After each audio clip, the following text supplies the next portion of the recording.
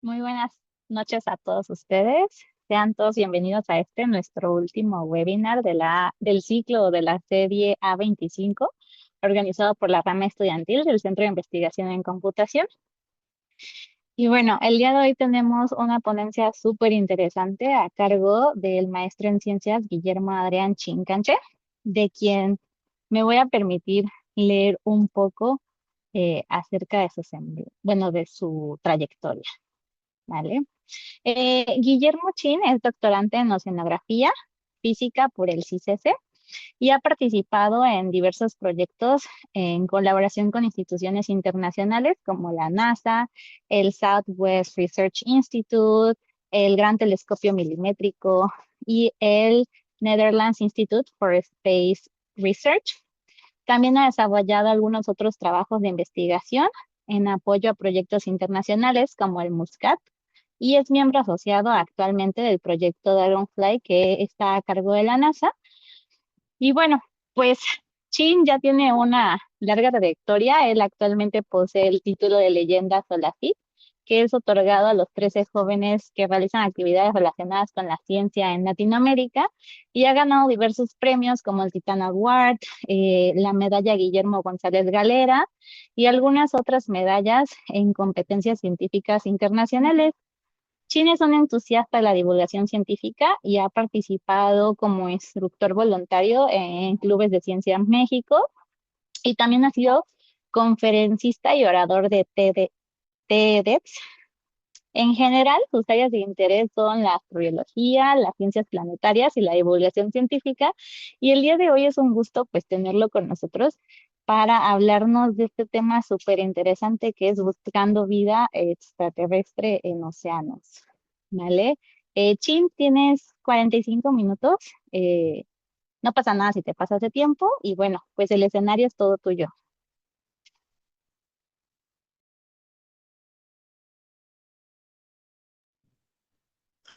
Perfecto, muchísimas gracias. Pues para mí, antes que nada, pues gracias por la invitación para poder estar aquí. Espero no tardarme mucho. Esto es un poquito más divulgativo porque entiendo que la mayoría son como del área de ciencias computacionales, pero pues traté de hacerlo un poquito ameno porque la invitación era como al público abierto, entonces trataré de no tocar conceptos tan complicados, pero de todas formas, pues terminando la presentación, pues vamos a tener un momento como de preguntas y respuestas por si tienen alguna duda o algo que quisieran preguntar, pues con toda la confianza, pues pueden decirme, ¿no? Entonces,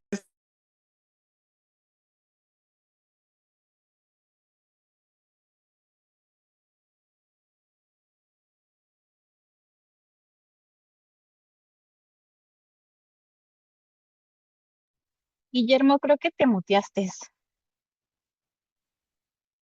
perdón, quería apagar mi imagen para que tuviéramos mejor banda ancha.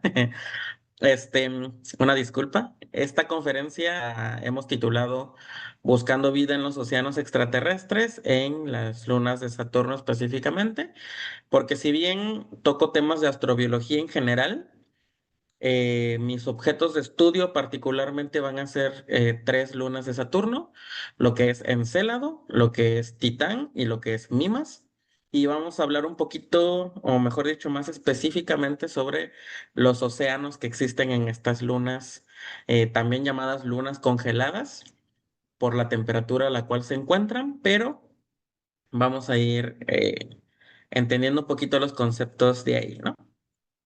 Entonces, antes de pues empezar con todo lo de la ciencia y lo complicado y cuáles son los retos para nosotros a la hora de investigar o de tratar de encontrar vida en otras lunas, pues es definir lo que es para nosotros un océano.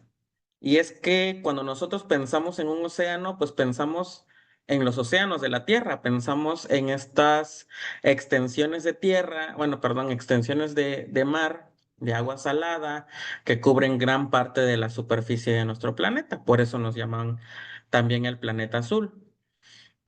Y es que cuando hablamos de un océano en un sentido vasto, vamos a hablar de masas de agua que componen gran parte de la hidrosfera de un cuerpo celeste. En este caso, vamos a tener específicamente tres tipos, que son los océanos superficiales, cuando la masa de agua va a estar encima de un cuerpo sólido, en este caso de la corteza terrestre. Océano global, cuando esta masa de agua cubre la totalidad de la superficie del planeta. Y masa subsuperficial, cuando ésta se encuentra entre dos cortezas de sólidas. En muchos casos vamos a darnos cuenta que son placas de hielo, pero no necesariamente es el caso. Pueden ser placas de roca, placas de tierra, dependiendo del planeta o de la luna en la cual nosotros nos encontremos. Entonces, para nosotros, estas van a ser los tres tipos de océanos que vamos a poder encontrar más allá de nuestro planeta Tierra.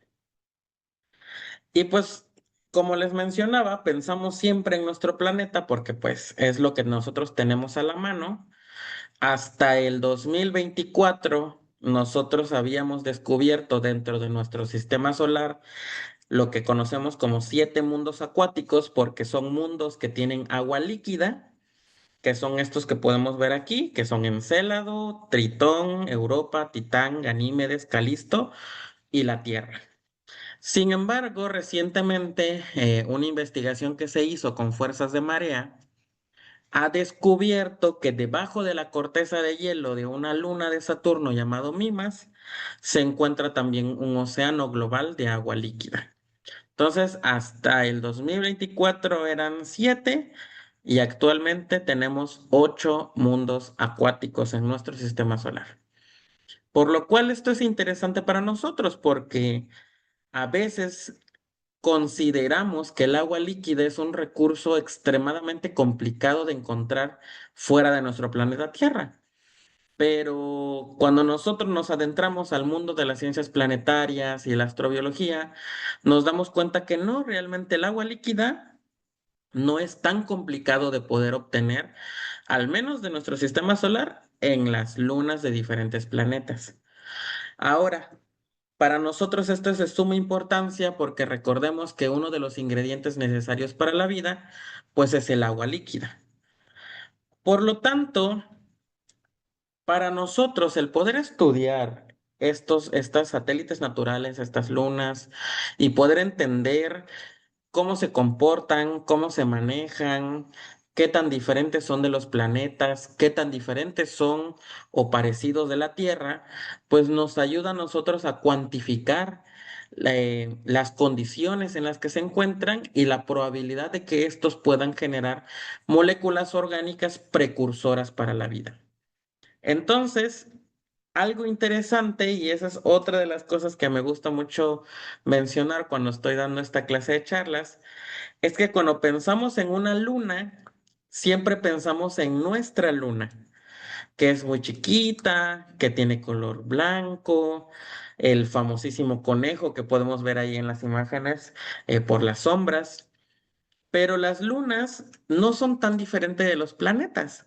La principal diferencia entre una luna y un planeta, formalmente dicho, es que los planetas giran alrededor del Sol, mientras que las lunas giran alrededor de un planeta.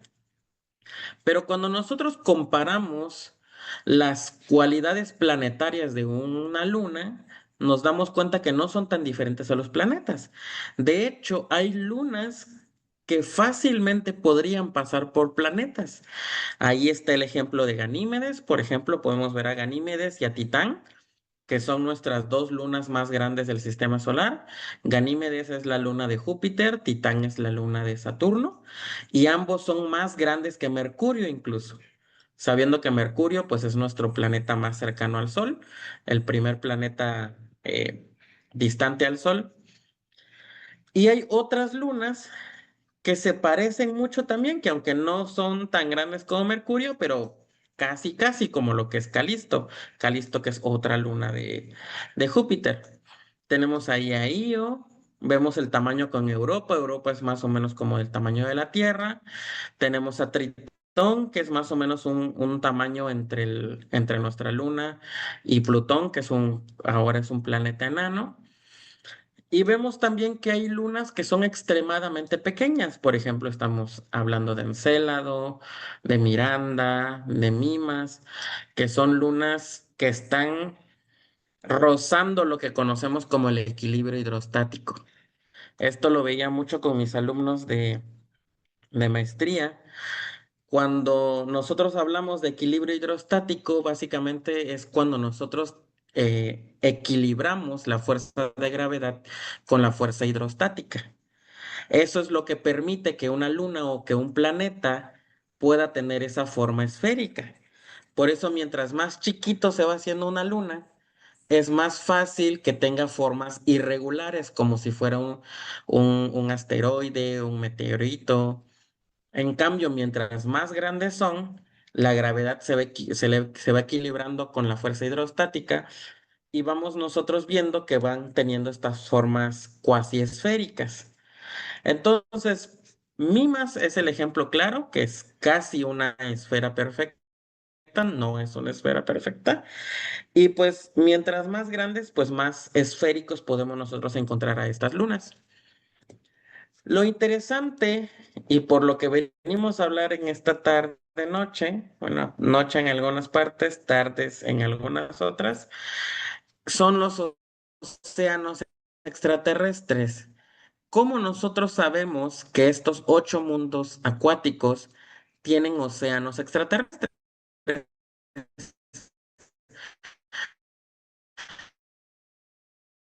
La forma más fácil de poder saberlo, es entre ellos podemos hablar de la Voyager, podemos hablar de las misiones, de la misión Galileo, podemos hablar ahorita recientemente de la misión JUICE, la misión Europa Clipper, que son misiones que estuvieron volando alrededor de estas lunas y pues pudieron observar de forma directa agua líquida. Por ejemplo, en las imágenes que estamos viendo en pantalla son principalmente Ganímedes, Europa, Encélado y Tritón. Y en todas ellas vemos una característica particular, que es, vemos chorros de agua líquida saliendo de la superficie del planeta. Para nosotros estos chorros van a ser lo que nosotros llamamos una pluma de agua líquida. Y cuando nosotros juntamos muchas plumas de agua, podemos tener nosotros un penacho que básicamente es material expulsado al espacio proveniente de geysers. En este caso vamos a estar hablando específicamente de criogeysers porque estamos hablando de temperaturas que van desde los menos 100 grados Celsius hasta los negativos 268, 269 grados Celsius, que son temperaturas muy, muy frías y que pues están ahí y nada más están esperando las condiciones de presión para que pues estos puedan solidificar en cristales de hielo. Entonces, la forma más fácil de saber que existen océanos de agua líquida en estas lunas es viéndolos.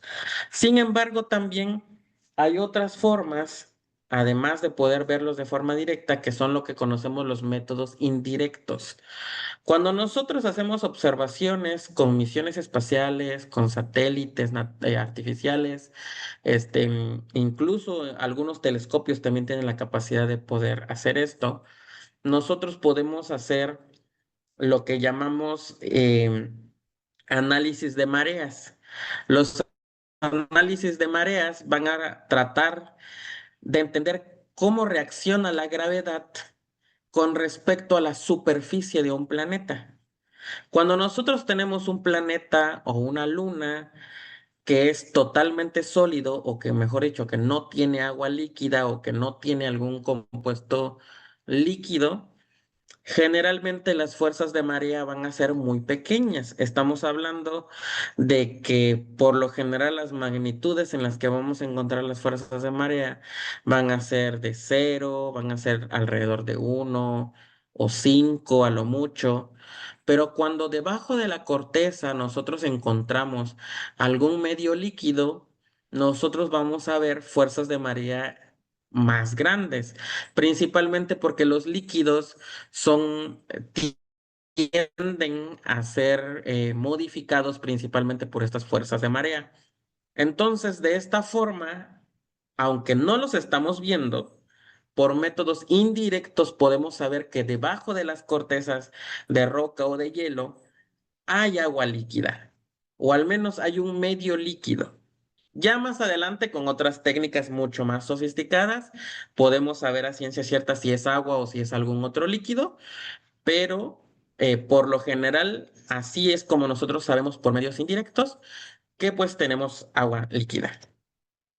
Y pues bueno, es importante que sepamos que hay agua líquida ahí afuera, pero ¿qué tanta agua hay? Porque no es lo mismo decir que encontramos un charquito de agua de aproximadamente 1 metro cuadrado a decir que encontramos N cantidad de litros. Y para que entendamos un poquito mejor cuál es la proporción de agua que tienen estos mundos acuáticos, vamos nosotros a ver la comparativa con respecto a la Tierra. En la Tierra tenemos aproximadamente 1,3 zetalitros. Más o menos para que se den una idea, los zetalitros son 10 a la 21 litros de agua. Entonces vamos a ver que hay lunas que aunque son más chiquitas que la Tierra, tienen más proporción de agua. Tenemos a Europa con 2,6 zetalitros, tenemos a Calisto con 5,3 zetalitros, a Titán con 18,6 zetalitros, a Ganímedes con 35,4 zetalitros. Y también vemos lunas que tienen quizás en cantidad total menos agua líquida que la Tierra, como lo que es Tritón o lo que es Encélado, que tienen 0,03 zetalitros y 0,01 zetalitros respectivamente. Sin embargo, cuando nosotros hacemos el análisis de la cantidad de litros con respecto al volumen total del planeta o de la Luna, nos vamos a dar cuenta que aún así tienen más proporción de agua. La Tierra tiene aproximadamente 0,12% de agua volumétrica, mientras que Tritón tiene 0,3, estamos hablando que es un poquito más del doble, y Encélado que tiene 20% de agua en respecto al volumen. Entonces, estamos dando cuenta que la cantidad de agua que contienen estos mundos acuáticos no son tan poquitos como pudieran parecer. Realmente tenemos una cantidad considerable de agua. Y por lo tanto, pues es importante para nosotros, especialmente los que trabajamos con ciencias planetarias y astrobiología, pues poder entender cómo evoluciona, cómo se comporta, cómo se mueve en estas proporciones de agua. Y algo muy particular, específicamente de uno de los mundos acuáticos de los que vamos a hablar, que es Titán, que es la segunda luna más grande de nuestro planeta, es que tenemos océanos, tenemos ríos, tenemos lagos, pero además de agua, también los hay de otros compuestos químicos. Entonces, en Titán, por ejemplo, debajo de la corteza de hielo, nosotros tenemos agua líquida.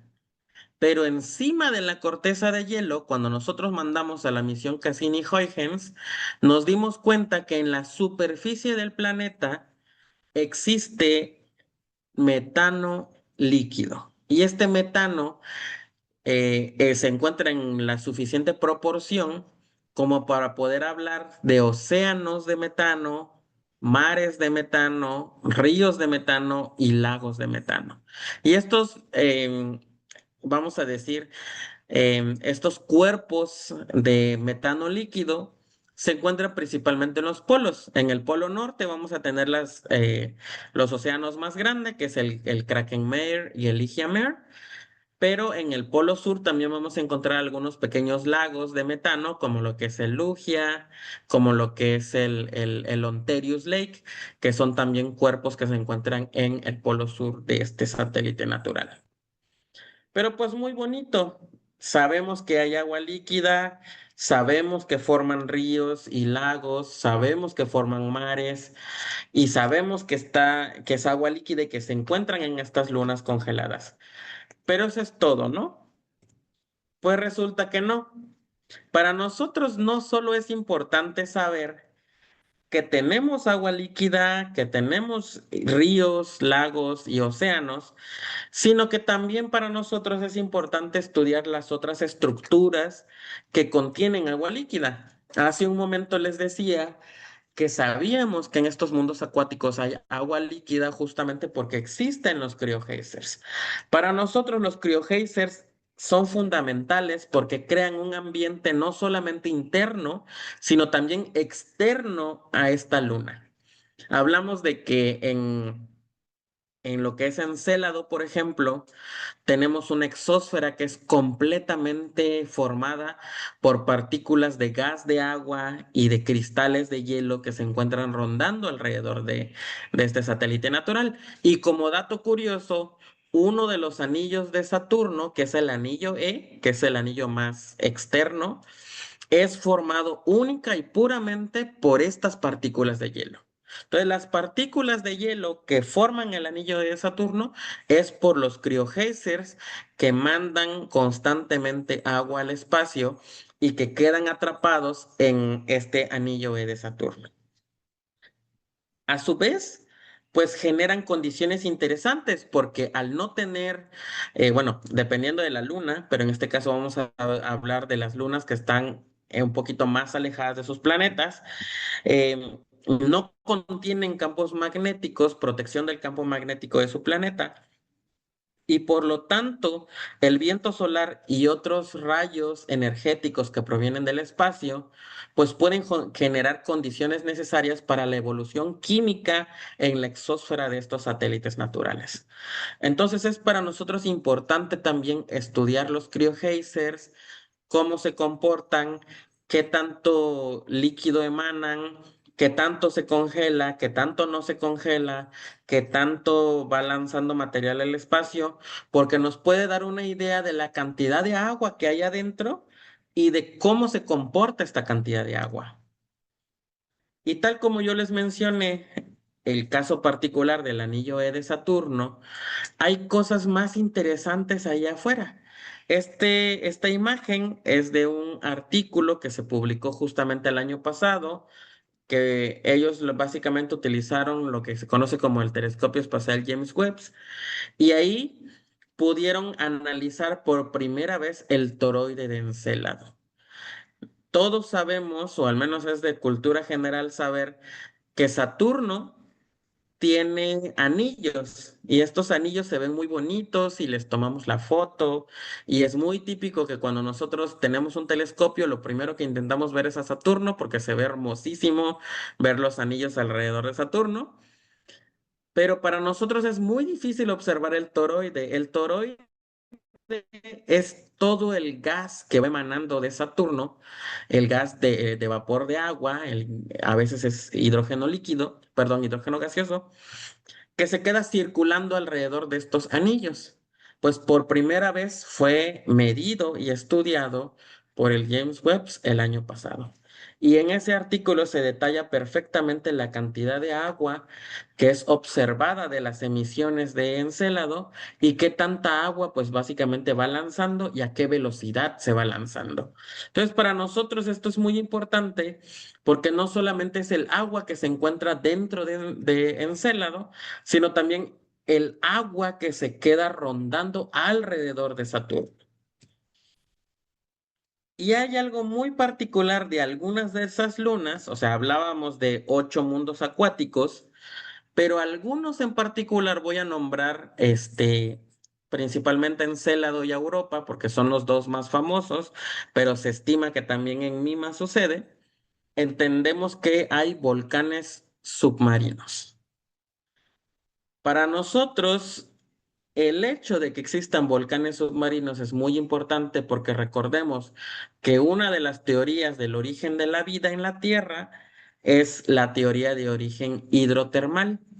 que dice que en la Tierra la vida se originó alrededor de las fumarolas de estos volcanes submarinos que se encuentran en los fondos de los océanos y que básicamente ahí se originó el ambiente necesario para el surgimiento de la vida.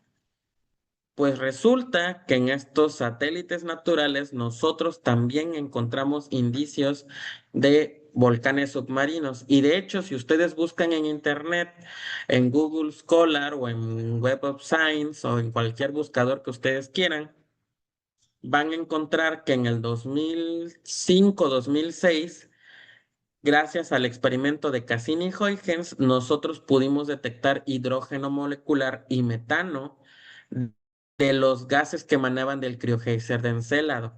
Y eso para nosotros es muy importante porque el hidrógeno molecular y el metano, en las condiciones y en las proporciones que fueron detectados, son evidencia suficiente para sostener que Encélado tiene volcanes submarinos. Y los análisis térmicos que se han hecho con la misión Cassini han lanzado evidencia para decir que en Europa también tenemos volcanes submarinos. Entonces, para nosotros es muy importante estudiar estos océanos porque estos océanos probablemente en el futuro puedan sustentar la vida microscópica como la conocemos.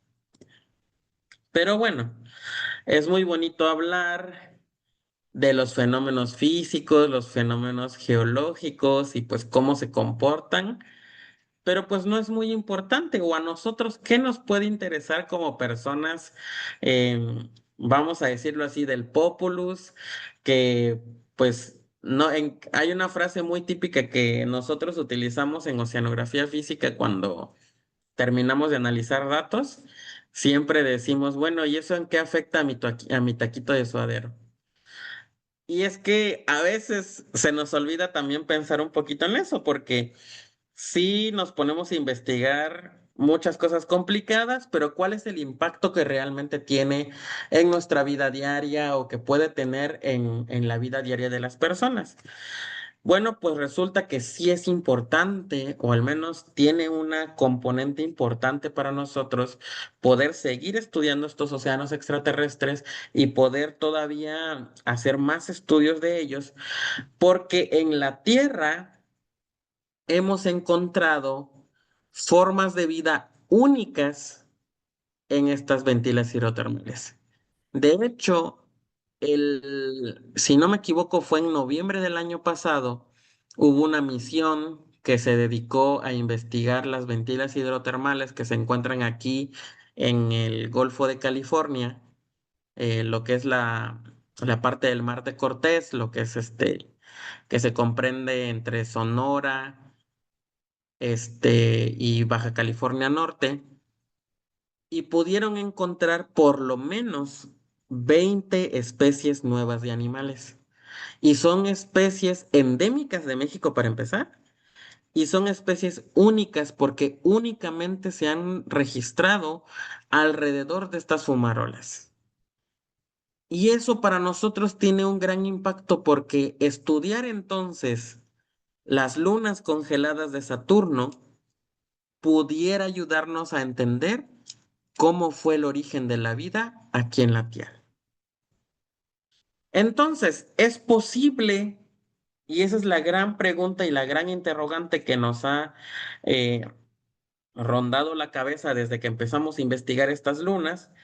¿Es posible de una u otra forma que podamos tener nosotros vida microscópica alrededor de estas fumarolas o alrededor de estos volcanes submarinos? Quizás la respuesta no es un rotundo sí, pero la respuesta tampoco es un rotundo no. Hay investigaciones que apuntan a la posibilidad de que sí se puede originar una evolución química tal y como lo hubo en la Tierra en el momento en el que surgió la vida. Y es que los componentes químicos que componen el manto de estas lunas se parece mucho al que tuvo la Tierra en el momento en el que se originó la vida. Y las condiciones térmicas de alrededor de estos volcanes submarinos permite tener ambientes, o mejor dicho, microambientes en los cuales sí pueden subsistir formas de vida. Estamos hablando que en el mar circulante alrededor de estas fumarolas alcanzan temperaturas que van desde los 2 grados Celsius hasta los 60 grados Celsius. Ya no estamos hablando de temperaturas bajo cero. Estamos hablando de temperaturas agradables incluso para nosotros. Qué bien. Ahora, no voy a decir tampoco que es agua cálida, porque la mayor parte del océano extraterrestre, específicamente de Encélado y de Europa, sí son agua fría, pero en pequeñas regiones alrededor de estos volcanes submarinos vamos a encontrar la temperatura adecuada para estas formas de vida. Y esto para nosotros es importante no solo por la temperatura, sino que alrededor de estos volcanes submarinos el intercambio de material orgánico es altamente fuerte. De esto principalmente debido por la convección. El agua que es más fría entra por la porosidad de la roca, se mezcla con los compuestos químicos que están en el magma de esta luna, y por pura convección, el agua caliente emerge de esta fumarola y genera un intercambio térmico que no solamente provee energía a estas moléculas orgánicas para generar nuevas formas más complejas y quizás cadenas más largas de carbono, sino que a su vez permite también ciertos compuestos químicos que son necesarios para la vida. Y es lo que nosotros hablamos de la posibilidad de que hayan precursores moleculares. Quizás en este momento que estamos hablando, es poco probable que podamos encontrar directamente un microorganismo, pero sí pudiéramos encontrar precursores moleculares que en un futuro, estamos hablando de algunos cientos de años, probablemente puedan generar las primeras moléculas orgánicas complejas que pudieran en un futuro dar paso a formas de vida únicas y propias de estas lunas. Y pues bueno, eso es con el agua líquida, pero ¿qué pasa con el metano? ¿O por qué nosotros mencionábamos el metano en un principio? Específicamente, Titán es muy particular porque tenemos agua líquida debajo de la corteza y metano líquido sobre la corteza.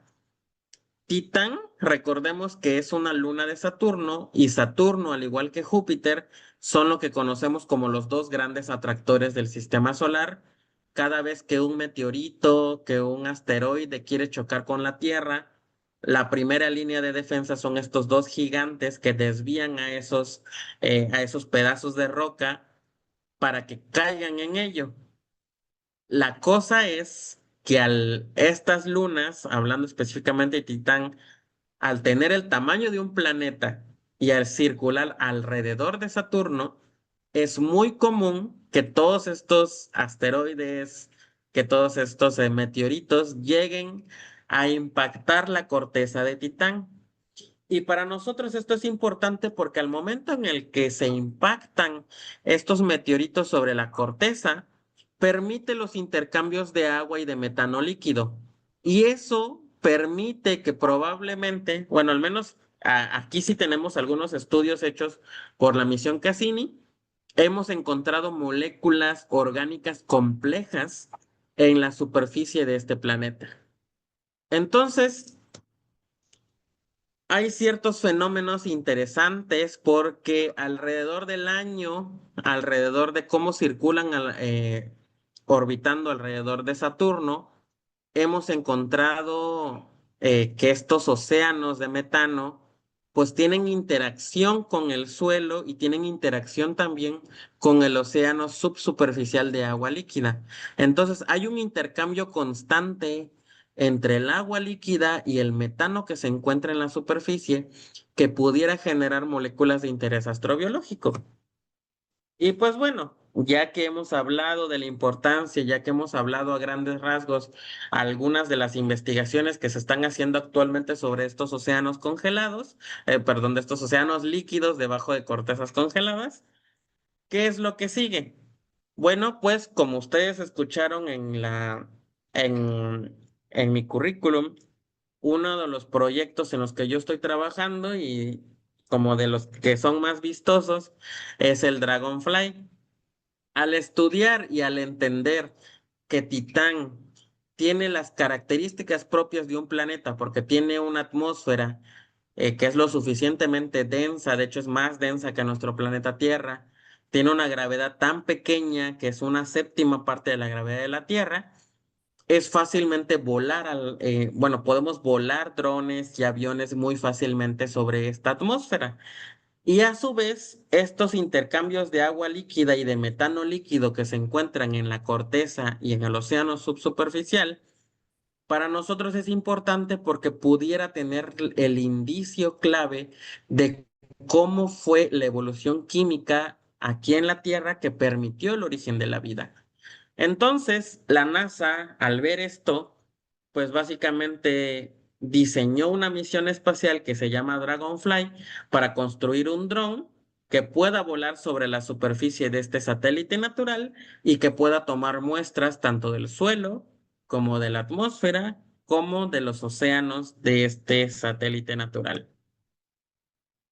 Y la idea, al menos con esta misión espacial, pues es primero investigar la química prebiótica, saber cómo es esta evolución química, cuáles son las moléculas de interés astrobiológico y cómo nosotros podemos entender la evolución que han tenido estos a lo largo del tiempo.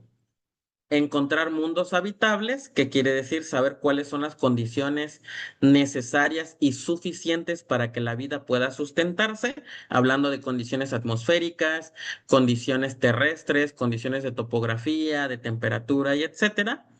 Y por último, pero no menos importante, pues buscar bioseñales. Porque si bien nuestra expectativa no es tan alta sobre poder encontrar organismos vivos, tampoco rechazamos la idea de que probablemente ya existan formas de vida microscópicas en estos satélites naturales. Entonces, también una de las misiones, de los objetivos de esta misión espacial, pues va a ser poder detectar estos biomarcadores.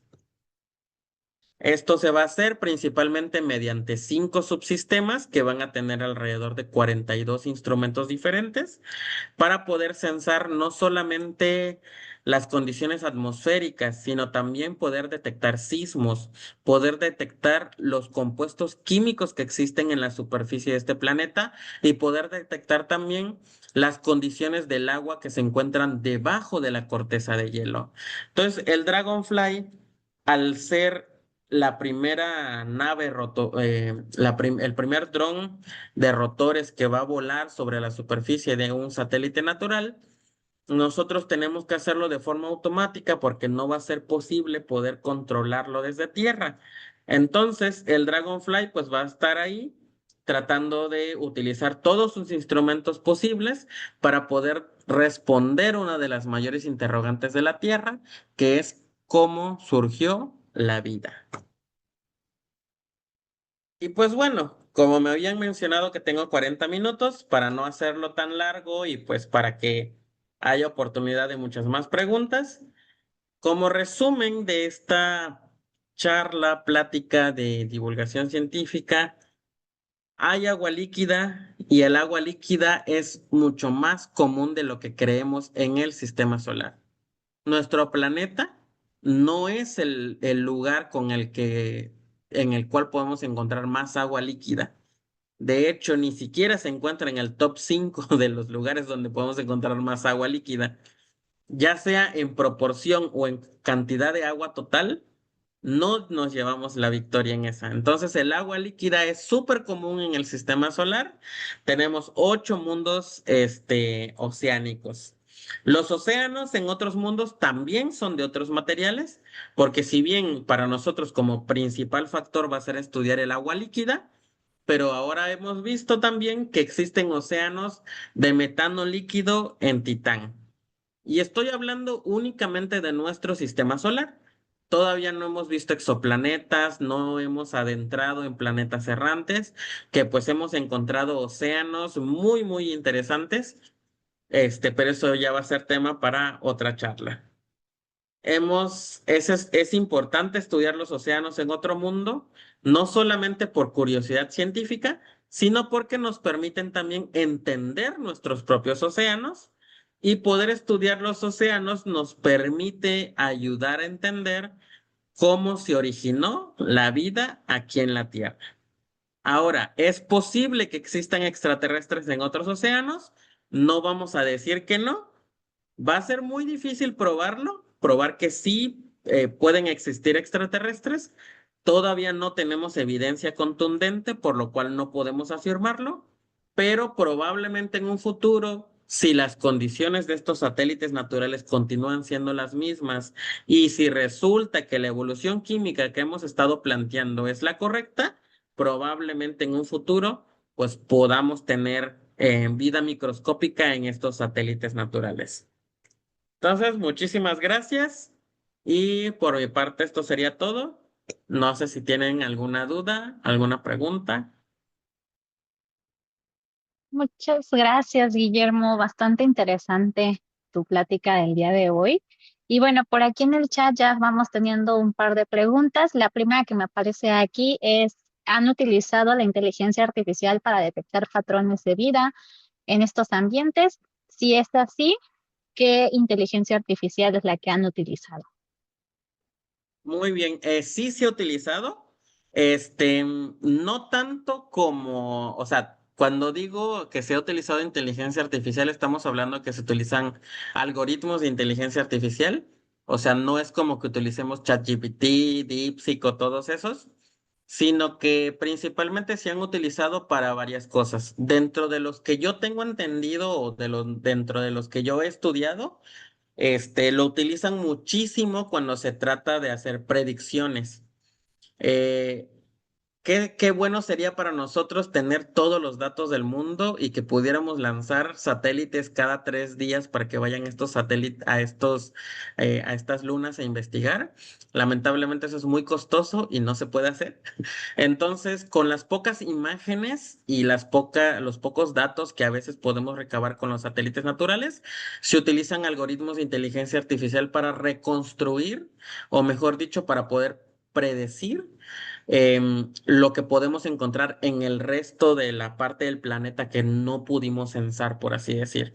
Claro que para poder validar esto se utilizan observaciones astronómicas desde Tierra, se utilizan muchos instrumentos para poder validar estos modelos, pero son algunas de las aplicaciones que se han utilizado con inteligencia artificial.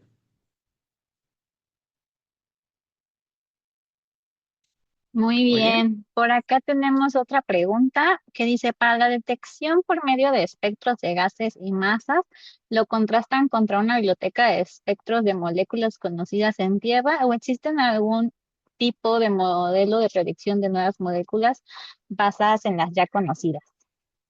Sí, de hecho se utiliza una biblioteca, hace si mi memoria no me falla, hace 4 años se empezó con la construcción de la biblioteca que nosotros tenemos. O sea, sí se ha hecho un modelo de más o menos qué moléculas esperamos encontrar.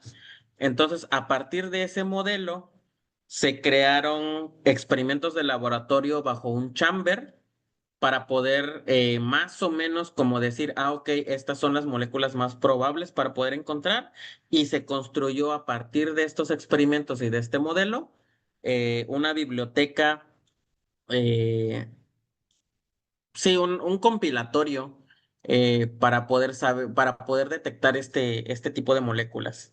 Ahora, si tienes un poquito más de interés específicamente en esa parte, hay todo un artículo científico sobre se llama, si mi memoria me falla, es DRAC-MS. Es el instrumento del espectrógrafo de masas y gases que utiliza el Dragonfly. Y pues hay toda una documentación muy extensa sobre este espectrógrafo. Muchas gracias, Guille. Por aquí hablando justamente de las moléculas, nos ponen en el chat que si las moléculas que podrían generar especies vivas son las mismas independientemente de si son formas de vida primitivas, evolucionadas o avanzadas. ¿O se buscan moléculas específicas que no distinguirían en el nivel evolutivo?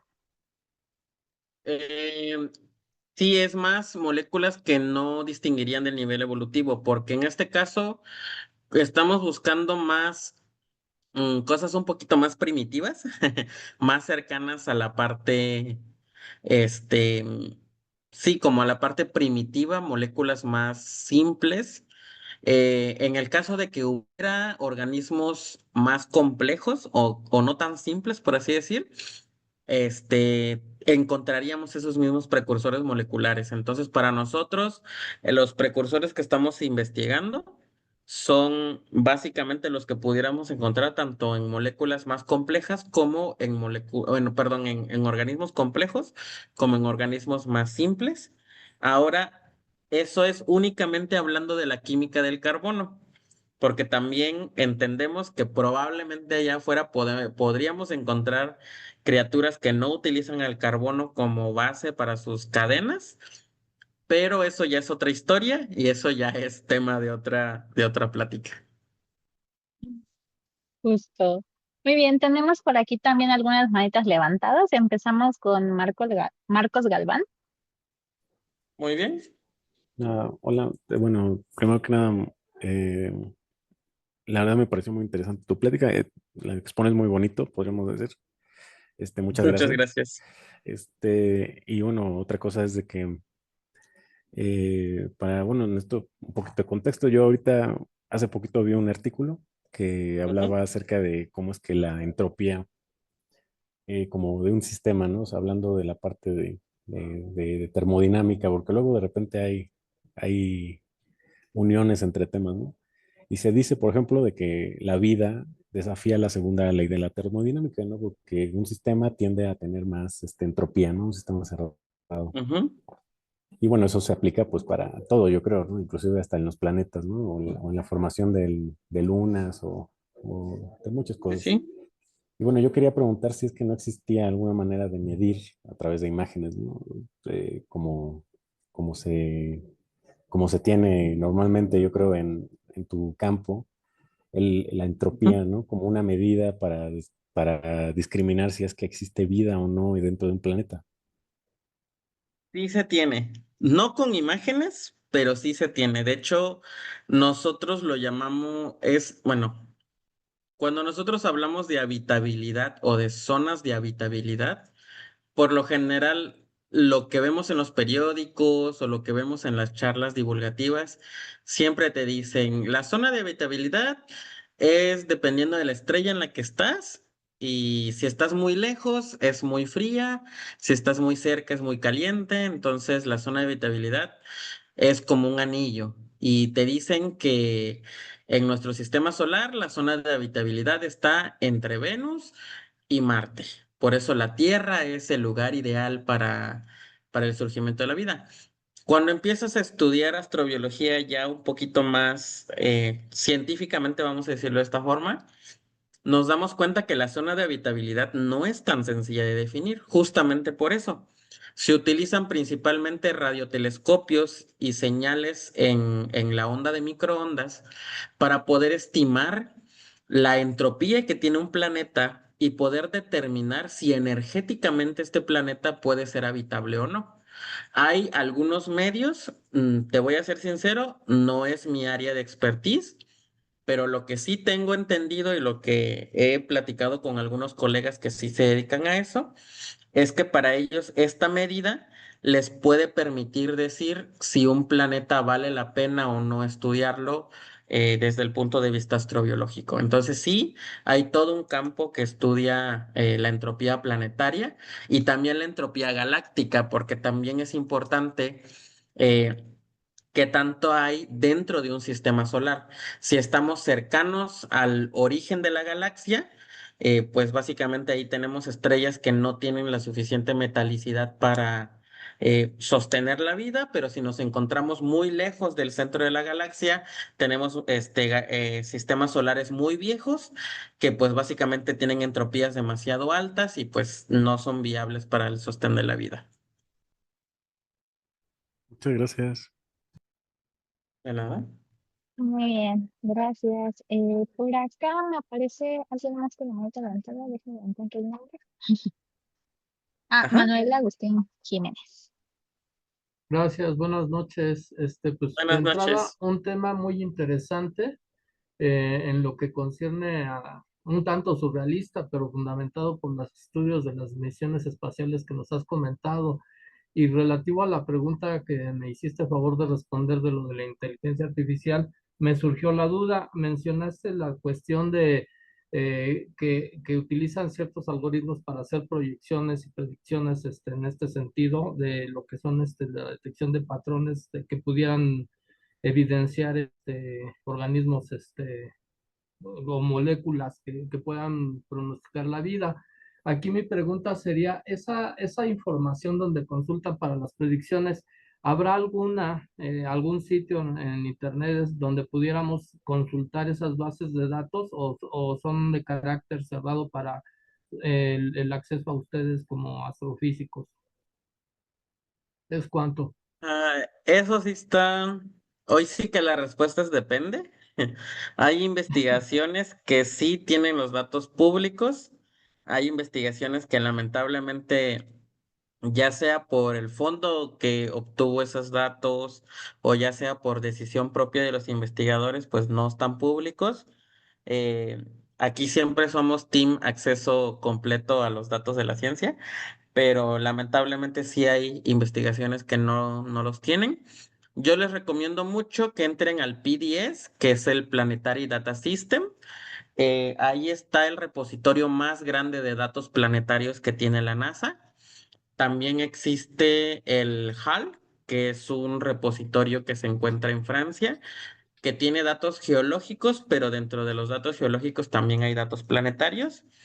Y también pueden encontrar algunos repositorios y artículos en el NASA ADS.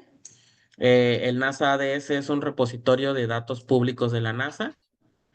Entonces ahí también pueden encontrar algunos datos, pero de los tres que les he mencionado, el que tiene mejores datos y mayor cantidad de datos es el PDS, el Planetary Data System.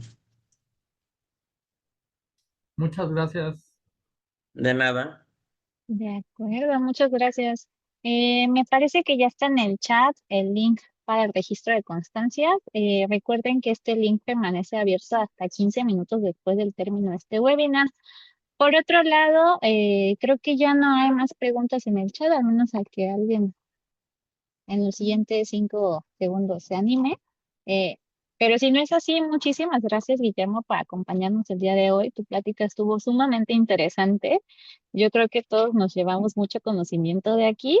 Y bueno, pues si me hacen el favor de regalarle aquí un aplauso virtual a Guillermo para despedirnos el día de hoy. Muy bien, muchas Muchas gracias, gracias por Guille. la invitación. Antes de que se retiren todos, permítanme recordarles que ya está disponible nuestro call for, bueno, nos pueden seguir en redes sociales, que es donde usualmente publicamos toda la información respecto de los webinars. Por acá ya tenemos nuestro Call for Webinars B25 abierto, es decir, que ya estamos abiertos buscando los siguientes ponentes para nuestro webinar. Recuerden que el día de hoy cerramos nuestra serie A25 y nos volveremos a encontrar en modalidad webinar hasta el 27 de agosto. Nosotros manejamos dos tipos de webinars, el webinar magistral, que son personas que tienen una trayectoria sólida en tanto academia como industria, o también tenemos webinars del Centro de Investigación en Computación, que son espacios para los alumnos de nuestra unidad para exponer sus proyectos de investigación. Este Call for Webinars va a estar abierto hasta el 8 de agosto y la notificación de aceptación se enviará hasta el 13 de agosto. Por aquí pueden encontrar toda la información en nuestras redes sociales y bueno, pues no duden en registrarse para tener un espacio con nosotros aquí y poder compartirnos un poco de su experiencia y de su conocimiento. Participar como ponentes para quien les sea útil les da una constancia para retribución social y también para becas BEIFI. Eh, y bueno, pues toda esta información la pueden encontrar aquí en nuestro Instagram. Por otro lado, permítanme recordarles, y para que no nos extrañen en vacaciones, que vamos a tener la tercera escuela de verano en Ciencias Cognitivas Computacionales y Procesamiento del Lenguaje Natural. Esta escuela se realiza del 14 al 18 de julio, es decir, ya estamos a la vuelta de la esquina y bueno, contempla diversas temáticas. Toda la información la pueden ver concentrada en nuestro sitio web, que es ebccpln.com.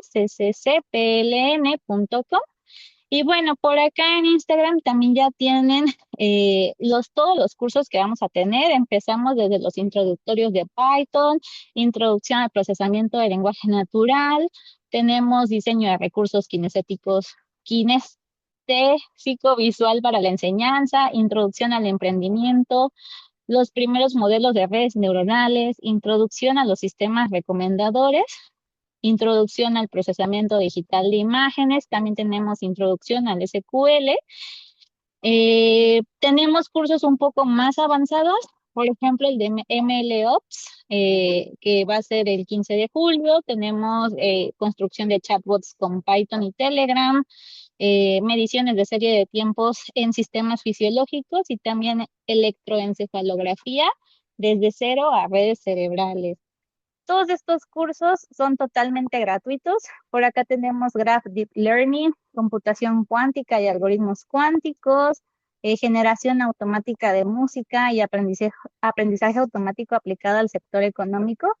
Todos estos son completamente gratuitos. Lo único que tienen que hacer es registrarse en el sitio web, crear una cuenta y agendar todos los cursos a los que les estén interesados en acudir. Muchos de estos cursos son simultáneos, por lo que deben verificar en el sitio web cuáles son los que más les conviene asistir. También por ahí ya están asignados cupos. Algunos tienen cupos limitados a 15, 30 personas y otros hasta 100 personas. De igual forma, si no nos pueden acompañar de manera presencial en el Centro de Investigación en Computación, todos estos cursos van a ser transmitidos de forma virtual y el cupo de manera virtual es ilimitado. Y bueno, pues si tienen alguna duda respecto a la escuela de verano que ya está a la vuelta de la esquina y como verán es bastante completa, pues pueden consultarnos en nuestro sitio web, pueden enviarnos mensaje directo por nuestras redes sociales o también pueden enviarnos correo directamente a vie@sic.ipn.mx y con gustos podemos ayudarles a resolver sus dudas. Eh, Igual por aquí, si tienen alguna otra duda, pues nos pueden ir compartiendo en el chat en lo que les podamos ayudar. Y bueno, por ahí en nuestras redes sociales vamos a estar dando más promoción. Ya está publicado los talleres y en breve estarán anunciados también las ponencias que vamos a tener en el centro de investigación. De igual forma son de manera presencial y de manera virtual para quienes gusten acompañarnos a la distancia.